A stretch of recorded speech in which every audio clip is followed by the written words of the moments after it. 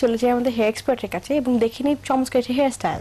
আজ আমি আপনাদের একটি হেয়ার সেটিং দেখাবো, যেটি উপরে পাফ করে সামনে টুইস্ট হবে।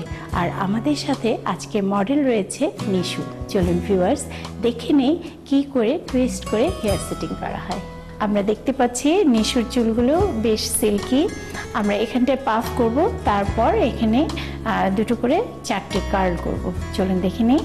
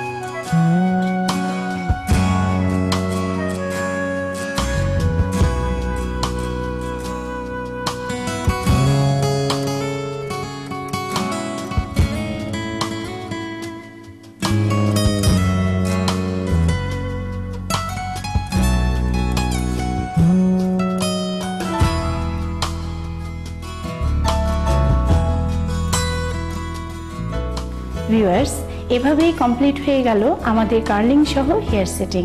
আপনি চাইলে এভাবে যে কোনো পার্লারে গিয়ে সুন্দর করে হেয়ার সেট করে নিতে পারেন আর পরে নিতে পারেন এই ধরনের কিছু ডিজাইন।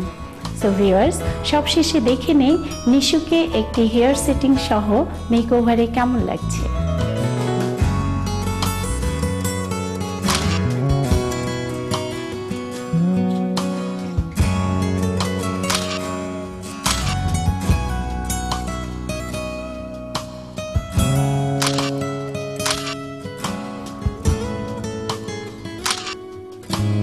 একটি হেয়ার স্টাইল কিন্তু পুরো একটা লুকটাকে একদম ডিফারেন্ট করে দেয়।